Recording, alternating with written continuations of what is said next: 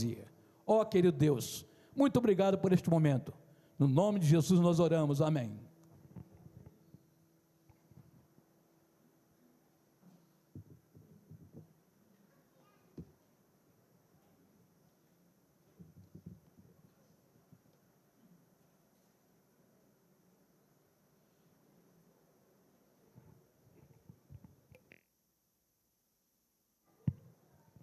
Muito bem, meus irmãos, eu quero compartilhar com os irmãos agora o texto do Evangelho de João, capítulo 6. João, capítulo 6.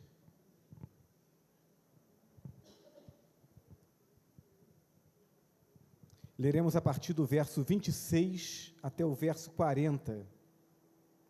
Evangelho de João, capítulo de número 6, versos 26 a 40.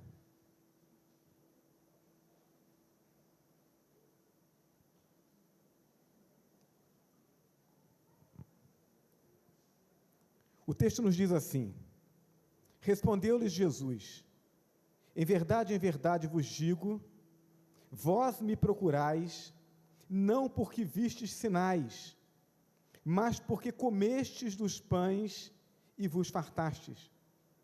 Trabalhai não pela comida que perece, mas pela que subsiste para a vida eterna, a qual o Filho do Homem vos dará, porque Deus o Pai o confirmou com o seu selo. Dirigiram-se, pois, a ele, perguntando: que faremos para realizar as obras de Deus?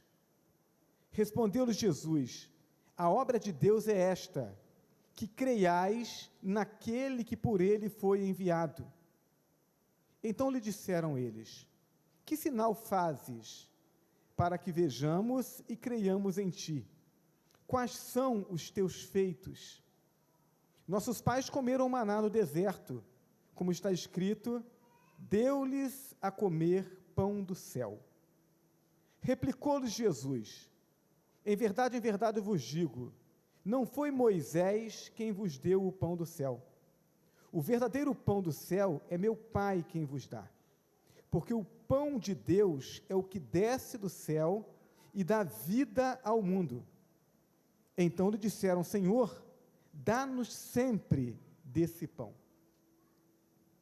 Declarou-lhes Jesus: eu sou o pão da vida.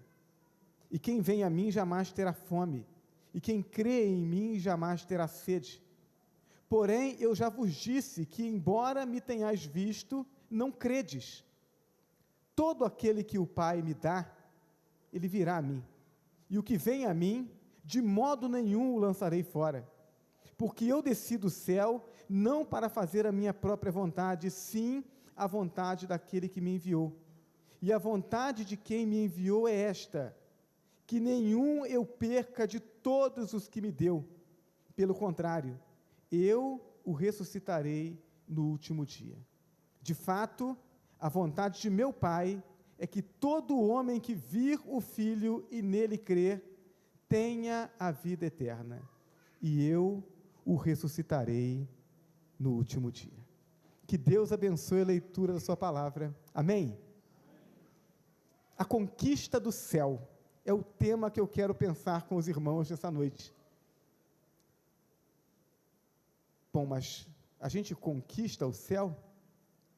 O que é o céu? Se a gente pensar no céu como o lugar onde Deus está, então a gente vai entender que o céu está muito mais próximo de nós. Céu é onde Deus está. E a gente pode pensar no céu como morada final e a gente estará lá com Deus, mas a gente também pode pensar no céu como o estar com Deus aqui. Então, quando nós definimos céu dessa forma simples e objetiva, o céu pode ser em parte desfrutado aqui. Pois céu, ou desfrutar do céu, é desfrutar da vida eterna. E Jesus, quando orava pelos seus discípulos, lá em João capítulo 17, ele nos deu a definição de vida eterna. Ele diz: a vida eterna é esta, que conheçam a Ti como o único Deus verdadeiro e a Jesus Cristo a quem enviaste. Então, vida eterna é conhecer Deus como o único Deus. e conhecer e reconhecer Jesus Cristo como aquele que foi enviado por Deus para nos trazer a salvação. Então, nesse sentido, eu posso desfrutar do céu aqui, mas também o céu é algo que nós desfrutaremos de forma completa na eternidade, quando estivermos naquele lugar eterno, na morada final, que Jesus disse que prepararia para nós, quando nós tivermos a transformação dos nossos corpos em corpos celestiais, e então habitarmos neste lugar eterno para sempre. Céu como presença de Deus aqui, e como lugar eterno após a ressurreição, é um lugar bom e seguro. Alguém já disse, e é verdade, que o lugar mais seguro na terra é o centro da vontade de Deus. Eu me lembro quando ainda no início da minha caminhada cristã, ouvia o testemunho de uma missionária, uma médica, que estava trabalhando com missões naquela região ali do Oriente Médio, em um daqueles países, eu não me lembro qual exatamente, mas estava lá trabalhando, servindo ao trabalho missionário, e aquele país estava em guerra, e seus pais estavam aqui no Brasil, estavam preocupados. E então, entrando em contato com ela, perguntaram onde ela estava e se ela estava segura. E a resposta dela foi essa. Ela disse: não se preocupem, porque eu estou no lugar mais seguro que eu possa estar. E eles perguntaram onde? Ela disse: no centro da vontade de Deus. Esse é o lugar mais seguro. Então, estar com Deus é estar seguro. Agora, vejam só, todas as pessoas, de um modo geral, né, é claro que quando a gente fala todas, tem sempre uma exceção, né? Tem alguém que você vai perguntar para ela se ela quer ir para o inferno, ela diz: eu quero, né? Nós temos os satanistas. Então, quando a gente fala todas, a gente diz assim, a maioria das pessoas, a maioria absoluta das pessoas, querem ir para o céu. Se você sai perguntando por aqui, quem quer ir para o céu, dificilmente você vai encontrar alguém que diga: não, eu não quero ir. E a verdade é que todas as pessoas têm a sua própria fórmula para poder ir para o céu. E aí você vai perguntar, a pessoa diz: não, eu quero ir para o céu sim, e por causa disso, eu faço a minha oração todo dia de manhã, antes de me levantar da cama, e todo dia, antes de me conciliar com o meu sono, eu oro de novo, agradeço a Deus pelo dia, e eu tenho certeza, porque eu faço isso, eu vou para o céu. O outro vai dizer: não, olha, eu quero ir para o céu sim, e porque eu quero ir para o céu, eu visito pessoas no hospital, eu faço trabalhos sociais, e aí você vai perguntar para a outra, ela vai dizer: não, eu quero ir para o céu sim, e por causa disso, eu faço as minhas promessas, e eu pago as minhas promessas, eu faço as minhas oferendas, eu faço as minhas caminhadas, subo escada de joelho, passo dias sem comer, e a pessoa vai apresentando as suas fórmulas. Todo mundo tem a sua fórmula para poder ir para o céu. Mas a maioria das pessoas tem dúvidas se vão ou não para o céu. A gente pergunta para a pessoa: você tem certeza que você vai para o céu? E aí a pessoa, né? Alguns dizem assim: não, ninguém pode ter essa certeza, só naquele dia que a gente vai saber e tal. É uma desculpa, né, uma evasiva, porque na verdade não tem essa certeza. E se a pessoa tem dúvida quanto a se vai ou não morar no céu, significa que essa sua fórmula não está funcionando bem. Ele tem uma fórmula para ir para o céu, mas a fórmula não está funcionando bem. Se a pessoa não está vivendo o céu aqui, ela não pode esperar ir para o céu lá. Se ela não está desfrutando da comunhão com Deus aqui, ela não pode esperar que depois de fechar os olhos para essa vida vai encontrar Deus do outro lado. Então, é sobre essa questão que eu quero falar com os irmãos e com os amigos nessa noite. O que fazer para conquistar o céu? O texto que nós lemos, Jesus, ele chama a nossa atenção para 3 coisas importantes. Primeiro, ele chama a nossa atenção para o fato de que a conquista do céu exige o investimento daquilo que temos de melhor, daquilo que temos de mais precioso. Os versos 26 e 27, Jesus diz assim, o texto diz assim: Jesus respondeu-lhes e disse: na verdade vos digo, que me buscais não pelos sinais que vistes, mas porque comestes o pão e vos saciastes. Trabalhai não pela comida que perece, mas pela comida que permanece para a vida eterna, a qual o Filho do Homem vos dará, porque a este o Pai, Deus, o selou.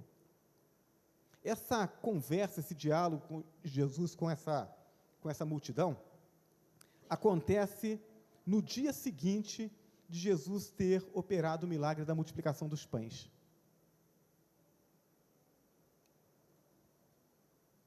Então, as pessoas estão ali, elas ouvem os ensinos de Jesus, e aí, em dado momento, os discípulos querem dispensar a multidão, porque a hora está avançando, as pessoas estão com fome, não tem lugar nenhum para comprar comida ali, e Jesus diz para eles, olha, deem vocês a eles de comer. Senhor, mas a gente não tem nada. Não tem? Alguma coisa tem, né? O que tem aí? Não, a gente tem apenas 5 pães e 2 peixes. Jesus multiplica tudo aquilo, e as pessoas comem, saciam sua fome, e ainda sobram 12 cestos cheios. E aí, no dia seguinte, as pessoas voltam procurando Jesus para ouvir os ensinos? Não. Eles voltam porque no dia anterior eles comeram de graça, comeram até se fartar, queriam comer de novo. E aí Jesus diz, olha, vocês estão me procurando pela razão errada. Trabalhem pelo pão do céu. Trabalhem. A palavra, portanto, de Jesus remete a um esforço e a uma dedicação. A busca pelo céu implica em investimento de tempo, de energia, de recursos. Aqueles que estavam buscando Jesus estavam investindo tempo, estavam se esforçando, atravessaram, o mar da Galileia para poder encontrar Jesus do outro lado. Mas eles não estavam fazendo isso pelo motivo certo. Eles não estavam buscando o pão do céu. Eles não estavam buscando a comunhão com Deus, eles estavam buscando apenas o pão material. Jesus diz, trabalhem pelo pão do céu, se esforcem por aquilo que é eterno. Meus irmãos, ao longo da minha caminhada cristã, eu sempre, de tempo em tempo, eu paro e eu procuro comparar, o tipo de esforço que eu tenho feito pelas coisas que são do dia a dia, embora a Bíblia diga que tudo aquilo que a gente faz, a gente precisa fazer para a glória de Deus, mas a gente busca algumas coisas que são para satisfazer as nossas necessidades, e eu sempre paro para comparar o esforço que eu estou fazendo por aquilo que vai satisfazer a minha necessidade, e o esforço, a disposição que eu tenho dedicado para buscar cumprir a vontade de Deus, o propósito de Deus e promover o reino de Deus. E há alguns anos atrás, quando eu construí a minha casa lá em Valença, e era um momento assim complicado, o momento em que envolvia problemas de saúde na família, meu sogro estava muito doente, e aí a gente decidiu se mudar para Valença, e tinha um prazo pequeno para eu desocupar a casa em que eu estava e me mudar para a casa que eu estava construindo.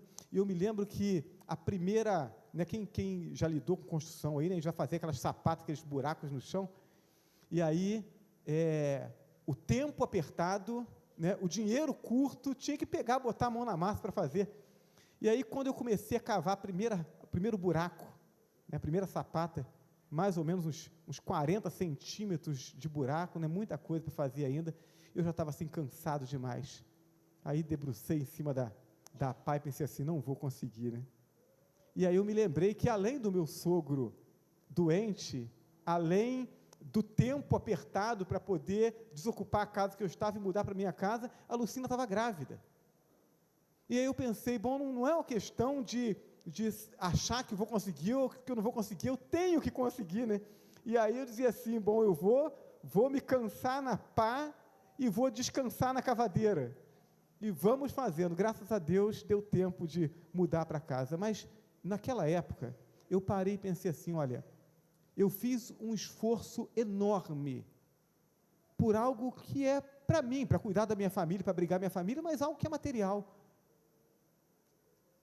Eu tenho me esforçado dessa forma, eu tenho essa disposição por aquilo que faz parte do que é eterno, do reino de Deus, ou será que eu me esforço tanto por aquilo que é material, e na hora de fazer a obra de Deus eu fico dando desculpas? O que Jesus está chamando a nossa atenção aqui é exatamente para essa disposição que precisa ser encontrada em cada um de nós, em trabalharmos por aquilo que é eterno, Esse esforço não nos faz merecedores, mas o não esforço revela desprezo pela obra salvadora e pelo convite de Deus para vivermos a comunhão com Ele. Eu preciso pensar nisso. Se as coisas materiais são tão importantes, e eu digo que as coisas espirituais são mais importantes, por que eu não me esforço para estar mais perto? Por que eu não me esforço para conhecer mais? Por que eu não me esforço para estar na comunhão com os meus irmãos e promover o crescimento do reino de Deus? Por que eu me esforço para outras coisas e para essas coisas eu não me esforço, né? A gente sai para trabalhar, está chovendo, o sol está quente, a gente vai trabalhar. Tem um passeio, uma diversão, pessoas convidam a gente, não tem chuva que segura a gente em casa, aí na hora de fazer as coisas de Deus, não está chovendo, então hoje eu não vou não, né? Então eu preciso pensar nisso. Esse esforço, como eu disse, não nos faz merecedores, mas se eu não sou capaz de me esforçar pelo que é eterno, será que isso realmente importa para mim? O sacrifício de Jesus abriu uma porta que não poderia ser aberta por nós. Sem o sacrifício de Jesus, não havia esperança de salvação. Ele abriu a porta, mas para passar pela porta, é necessário mostrar que o céu é algo importante. As pessoas não vão passar pela porta do céu por acidente, não vão passar por acaso. Para que eu passe por essa porta, eu preciso desejar passar por ela. O céu precisa ser algo importante, precioso, algo que eu deva demonstrar que eu quero muito. Se eu não quiser muito o céu, eu não vou ingressar nele. Mateus capítulo 16, verso 24 e seguinte, Jesus diz assim: se alguém quer vir após mim, negue-se a si mesmo, tome a cada dia a sua cruz e siga-me. Isso é esforço? Isso é esforço. Negar a mim mesmo, negar a minha vontade para fazer a vontade de Deus. Jesus está dizendo, se você quer seguir após mim, tem que fazer isso. Para onde que Jesus está indo? Jesus está indo de volta para o Pai. Ele veio, ele se tornou carne, habitou entre nós, cresceu como um ser humano, desenvolveu o seu ministério, está caminhando para a cruz, da cruz para a ressurreição, e da ressurreição para Deus. E ele está dizendo, você quer vir após mim? Se você quer, você precisa negar-se a si mesmo. Se a gente quer ir para o céu, a gente tem que estar disposto a fazer esforço. Não pode haver nada mais importante do que essa busca pelo céu. Mateus 19, verso 21. Jesus conversando com aquele jovem rico. Senhor, o que eu tenho que fazer? E Jesus fala sobre as leis, né? E ele diz, não, essas coisas todas eu pratico desde que eu era criança. Jesus diz, falta uma coisa para você. Vai e vende tudo o que você tem, dá aos pobres, e você terá um tesouro no céu. Então vem e me segue. E aí o que acontece com aquele jovem? Ele abaixa a cabeça, ele sai triste, porque ele tem muitos bens, e aqueles bens eram mais preciosos para ele do que o céu. Então veja, Jesus não é contra a riqueza. Quando nós vamos estudar a respeito do ministério de Jesus, nós vamos descobrir que muitas pessoas que tinham grandes posses, muitas mulheres ricas, ofertavam para o ministério de Jesus e ajudavam a sustentar o ministério dele. Então, não há problema em se ter dinheiro. O problema é que aquele jovem desejava mais os seus bens do que o céu. E aí Jesus disse, desse jeito você não vai para o céu. Se você não estiver disposto a abrir mão daquilo que você tem de melhor, para mostrar que o céu é mais precioso do que qualquer outra coisa, você não vai para o céu. Queremos ir para o céu? O céu tem que ser a coisa mais importante. Tem que ser o meu alvo maior. Tem que ser o desejo maior do meu coração, a ponto de eu estar disposto a abrir mão de qualquer outra coisa para desfrutar do céu. Em segundo lugar, Jesus nos mostra que a conquista do céu exige compreensão da graça de Deus através de Jesus Cristo. Versos 28 e 29, o texto diz assim: disseram-lhe, pois, que faremos para executarmos as obras de Deus? Né? Jesus fala sobre trabalhar, bom, deve ter alguma coisa muito, um esforço muito grande que a gente tem que fazer, um sacrifício muito grande, e aí Jesus responde e diz, a obra de Deus é esta, que creiais naquele que Ele enviou. Eu preciso estar disposto a a sacrificar qualquer coisa por Jesus, mas eu preciso entender que salvação não faz parte desse sacrifício. Esse sacrifício demonstra o meu desejo por aquilo que Deus quer me dar. Mas a salvação é fé em Jesus Cristo. A palavra de Jesus aponta para a graça de Deus, que premia o pecador com a salvação gratuita. Assim, não é o que se faz, oferendas, sacrifícios, promessas, campanhas, jejuns, contribuição financeira, não é aquilo que se faz, mas sim em quem se crê. Se eu estou depositando a minha fé em Jesus Cristo, a minha confiança nele, no sacrifício dele, o que ele está dizendo é que por eu crer nele, eu estou fazendo a obra que Deus quer, e isso vai me trazer salvação. O texto destaca 2 equívocos que muitas vezes estão presentes na mente e no coração das pessoas. O primeiro equívoco é o de buscar o mérito pelas obras. Efésios capítulo 2, versos 8 a 10, a Bíblia diz: porque pela graça sois salvos por meio da fé. Isso não vem de vós, é dom de Deus. Não vem das obras para que ninguém se glorie, pois somos feitura sua, criados em Cristo Jesus para as boas obras, as quais Deus de antemão preparou para que andássemos nelas. Então, quando eu faço boas obras, eu não estou fazendo mais do que a minha obrigação, eu fui criado para isso. Então, isso faz bem, isso alegra o coração de Deus, alegra. Mas eu não posso apresentar as obras que eu fui criado para fazer como algo que seja tão precioso a ponto de Deus ter que me dar a salvação. Ninguém será salvo pelas obras. Agora, qual é o outro equívoco? O outro equívoco é de pensar que a fé passiva, sem esforço, sem fruto, sem comprometimento, produz salvação, ou revela a salvação.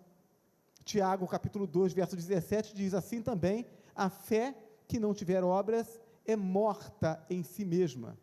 Ou seja, não é a minha obra que me garante a salvação, mas o salvo em Jesus Cristo, por compreender a vontade de Deus, por entender que as minhas obras são obras que Deus me criou para fazer, e que elas promovem o reino de Deus, alegram o coração de Deus, e promovem a salvação, promovem a edificação das pessoas. Então aquele que é crente em Jesus Cristo, ele quer fazer as obras, ele não vai ficar de braço cruzado. Não, já aceitei a Jesus, agora é só esperar, cruzar meus braços, esperar o dia que Jesus voltar, e aí está tudo tranquilo.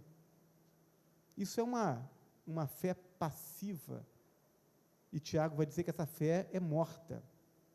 A verdadeira fé, a fé em Jesus, a fé salvadora, a fé que leva ao céu, é aquela que valoriza Deus acima da própria vida, é a fé que é produtiva. Eu preciso estar investindo no reino de Deus. Sem o amor de Deus derramado em nossos corações, através da sua graça, o maior sacrifício que fizermos, ele será em vão, não vai transformar as nossas vidas. 1 Coríntios 13, verso 3 diz: e ainda que distribuísse toda a minha fortuna para o sustento dos pobres, e ainda que entregasse o meu corpo para ser queimado, e não tivesse amor, nada disso me aproveitaria. O esforço humano, ele não produz salvação, é o amor de Deus derramado em nosso coração, mediante a fé em Jesus Cristo, que opera essa transformação. Eu preciso depositar a minha confiança em Deus, e eu preciso desejar o céu, acima de qualquer coisa, acima mesmo da minha vida. Em Apocalipse capítulo 2, verso 10, nós encontramos o Senhor Jesus dizendo: sê fiel até a morte, e dar-te-ei a coroa da vida. Ser fiel a ponto de enfrentar a morte. Então, a salvação não depende de você morrer pelo Evangelho, mas depende de você estar disposto ou disposta a morrer pelo Evangelho, porque compreende que a salvação é mais preciosa do que qualquer coisa que essa vida possa lhe dar. É essa compreensão, é esse comprometimento que faz com que, de fato, estejamos seguros da salvação. Em terceiro e último lugar, Jesus nos diz que essa conquista da salvação exige um reconhecimento da própria impotência. Eu entendo a graça de Deus, eu entendo o cuidado de Deus, e eu entendo que eu preciso disso, eu não consigo fazer isso sozinho. Versos 35 a 40, Jesus vai falar sobre essa dependência nossa. O texto diz: e Jesus lhes disse: eu sou o pão da vida, aquele que vem a mim não terá fome, e quem crê em mim nunca terá sede. Mas já vos disse, e também vós me viste, e contudo não credes. Todo que o Pai me dá, virá a mim, e o que vem a mim de maneira nenhuma lançarei fora. Porque eu desci do céu não para fazer a minha vontade, mas a vontade daquele que me enviou, e a vontade do Pai que me enviou é esta: que nenhum de todos aqueles que me deu se perca, mas que o ressuscite no último dia. Porquanto a vontade daquele que me enviou é esta: que todo aquele que vê o Filho e crê nele tenha a vida eterna, e eu o ressuscitarei no último dia. Servir a Deus não é apenas um exercício mental, nem tampouco uma mera mudança de hábito. Hoje, na classe de integração, nós falamos sobre essa questão das pessoas que vêm da igreja, participam de um evento da igreja e veem essa alegria do povo de Deus, essa comunhão, essa coisa gostosa que a gente vive junto, e aí se encanta por esse ambiente e diz assim: pastor, como é que eu faço para passar para crente? E a gente diz: não, o negócio não é assim, né? Não dá para passar para crente. A gente precisa reconhecer a nossa condição de pecadores, precisa reconhecer a santidade de Deus, precisa sentir isso doer em nós, e aí a gente pede a Deus: Senhor, muda isso em mim, opera esse milagre em mim, porque salvação é um milagre de Deus. Então, não é um exercício mental, não é uma mudança de hábito, não é um abraçar de uma doutrina. A garantia de desfrutar o céu aqui e ter assegurado um lugar no céu, morada eterna, para habitar eternamente, é um presente de Deus e não uma conquista do homem. De nada adiantaria se esforçar para chegar até a porta do céu, se ela permanecesse fechada. Quem abre a porta é Deus. Deus, pela sua graça e misericórdia, através do sacrifício de Jesus, Ele abre essa porta e anuncia a abertura através da igreja e nos convence dessa verdade através do seu Espírito, para que a gente possa crer, e crendo a gente possa desejar isso para as nossas vidas. Então não adianta apenas querer ir para o céu, ou querer desfrutar o céu aqui, é preciso pedir a Deus que faça esse milagre. Você precisa pedir: Senhor, faz esse milagre, para que eu possa desfrutar dessa bênção. É preciso pedir. A Bíblia fala e nos dá exemplo de pessoas que fizeram assim, né? Então, quando Jesus passava por Jericó, tinha ali um cego chamado Bartimeu, e aí a Bíblia diz que quando aquele cego soube que Jesus estava passando, a despeito de todo o esforço das pessoas em calar aquele cego, ele não cessava de gritar: filho de Davi, tem compaixão de mim. Eu não posso mudar a minha situação, o Senhor pode, então tem compaixão de mim. E Jesus mudou a realidade daquele homem. A Bíblia também fala sobre um leproso que fez a mesma coisa, está narrado lá em Mateus capítulo 8, versos 2 e 3, aquele leproso chega perto de Jesus e diz: Senhor, se o Senhor quiser, o Senhor pode me curar. E aí Jesus disse: eu quero. Mas ele pediu, ele entendeu: eu não consigo fazer isso por mim, Senhor, mas o Senhor pode fazer. Se o Senhor quiser, a minha vida será transformada. A Bíblia também dá conta de um pai com o qual Jesus se encontrou quando ele desceu do monte, o monte da transfiguração. Ele foi lá com Pedro, Tiago e João, enquanto ele estava lá em cima, aquele momento extraordinário, Os demais discípulos estavam embaixo pelejando com um pai que trouxe um filho endemoniado, eles não conseguiam expulsar aquele demônio. E quando Jesus desce, encontra aquela situação, ele vai conversar com o pai, e ele pergunta quanto tempo que ele está assim, o pai diz, olha, tem muito tempo, e esse espírito joga ele no fogo, na água, tenta matá-lo.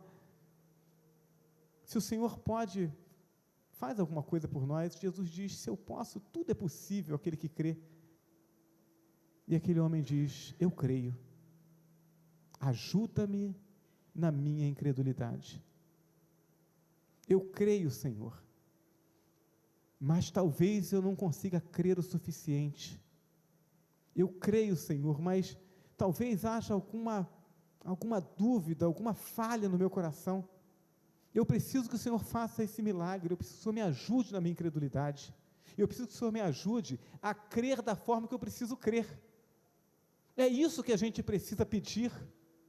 Eu sei que o céu é uma realidade futura e perfeita e eterna, e é uma realidade de felicidade e segurança presente, e eu quero isso para mim, mas eu não consigo fazer isso por mim mesmo, eu não consigo dar conta disso, eu preciso do milagre de Deus, então eu preciso chegar para Deus e dizer, Senhor, eu creio que isso existe, eu estou vendo as pessoas falando a respeito disso, eu vejo alegria no coração delas, eu vejo pessoas que viviam de uma forma completamente torta, e de repente começaram a ler a tua palavra, tiveram contato com o Senhor e foram transformadas, a vida delas mudou. Eu conheço pessoas que a família estava desajustada, e agora estão caminhando contigo e a família se ajustou, então eu estou vendo isso acontecer, eu quero isso para a minha vida, mas eu não consigo fazer isso por mim, eu preciso que o Senhor faça esse milagre, eu preciso que o Senhor alcance o meu coração, eu preciso que o Senhor transforme a minha vida. É quando entendemos isso, e desejamos, e então pedimos, crendo em Jesus Cristo, é que o milagre acontece. Então eu não conheço o seu coração, eu não conheço como tem estado a sua vida, a sua caminhada com Deus. Hoje nós temos alguns rostos diferentes aqui na igreja. Não sei se você frequenta alguma igreja, não sei se você está visitando aqui pela primeira vez, eu não sei como está a sua caminhada com Deus, talvez você possa ser membro de uma igreja, sem ter tido ainda essa experiência de transformação. Deus está esperando você pedir, Ele tem o poder na mão e Ele ama você o suficiente para desejar transformar a sua vida. Mas Deus não faz na nossa vida nada que a gente não queira. Ele não faz nada na nossa vida que a gente não queira muito. Você quer o céu? O céu é algo realmente importante para você? Então eu quero convidar a igreja a fecharmos os nossos olhos nesse momento, nós vamos orar ao Senhor. E eu quero desafiar você a dizer para Deus o quanto você deseja o céu. Se isso ainda não é uma realidade na sua vida, você precisa buscar isso agora. Não importa se você nunca havia estado antes numa igreja, ou se você já é membro de uma igreja há muito tempo. Se você não tem a certeza da salvação, a fórmula que você está usando está errada. E você precisa pedir a Deus o milagre.